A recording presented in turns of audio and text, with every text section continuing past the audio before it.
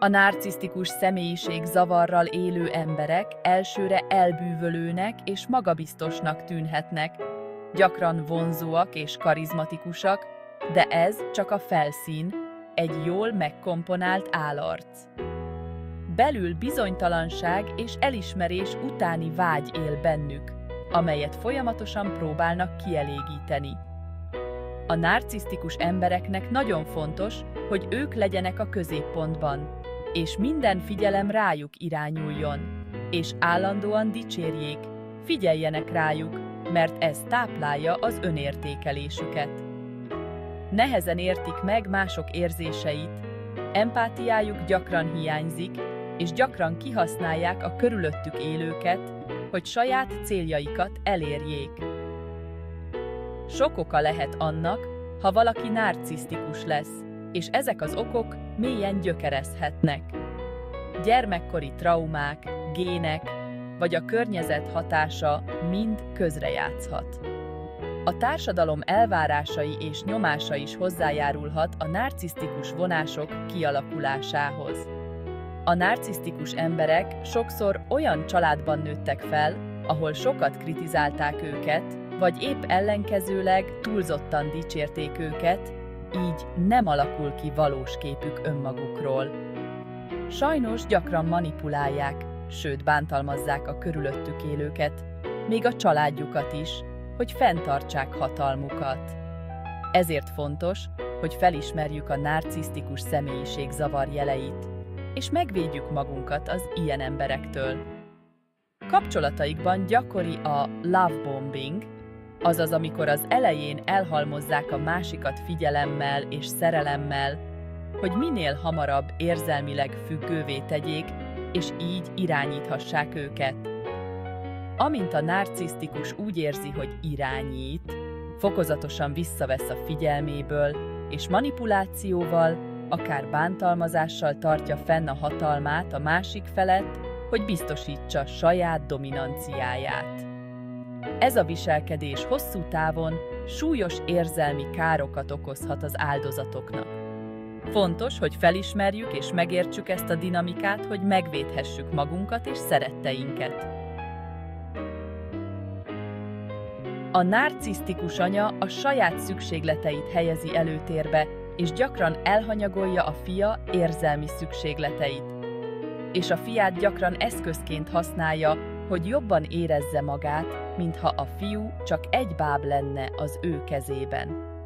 Ahelyett, hogy feltétel nélkül szeretné és támogatná, elvárásokat támaszt, és csak akkor jutalmazza szeretettel és dicsérettel, ha a fia megfelel ezeknek. Ez a fajta szeretet feltételekhez kötött, és a fiú számára állandó bizonyítási kényszert jelent. Ez nagyon károsan hathat a fiú önbizalmára és a későbbi kapcsolataira, mivel állandóan úgy érzi, hogy nem elég jó. A narcisztikus anyák nem képesek elfogadni a fiúkat olyannak, amilyen, és folyamatosan változtatni akarják őt. Álmodoznak arról, hogy milyen sikereket ér majd el, és mennyire büszkévé teszi őket, mintha a fiú sikerei az ő érdemeik lennének.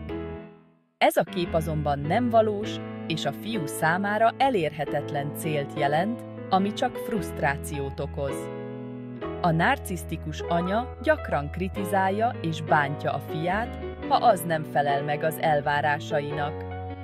Kicsinyli az érzéseit, és kineveti a hibáiért, mintha azok nem lennének fontosak.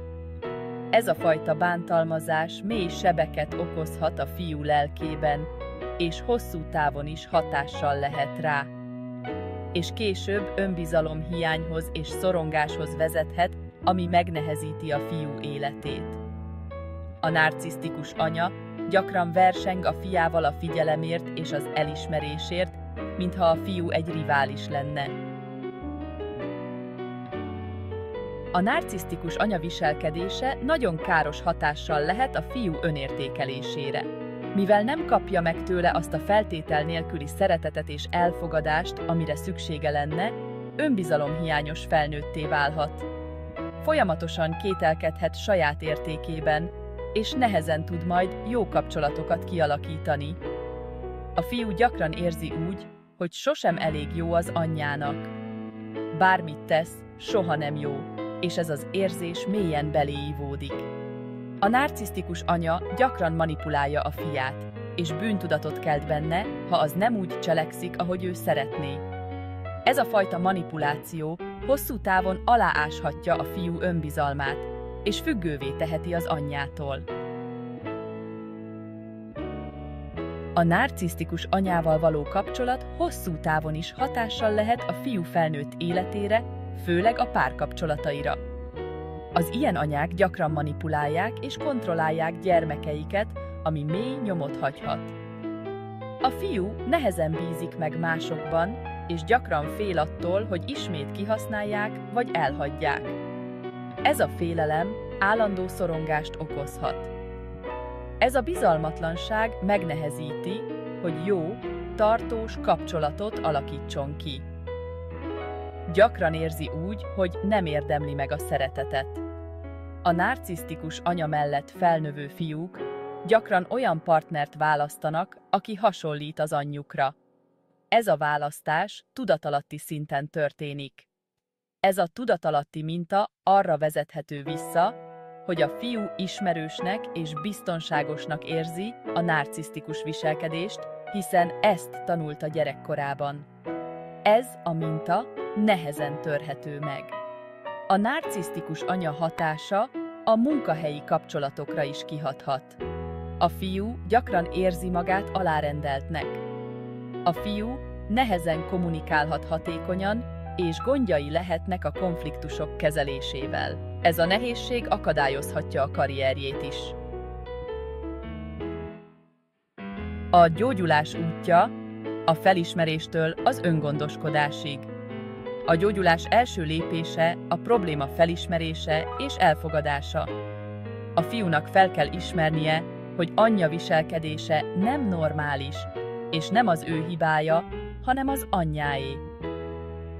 Fontos, hogy megértse a narcisztikus személyiségzavart, és azt, hogy az hogyan befolyásolta az életét és mindennapjait. A terápia sokat segíthet a gyógyulásban és az önismeret fejlesztésében.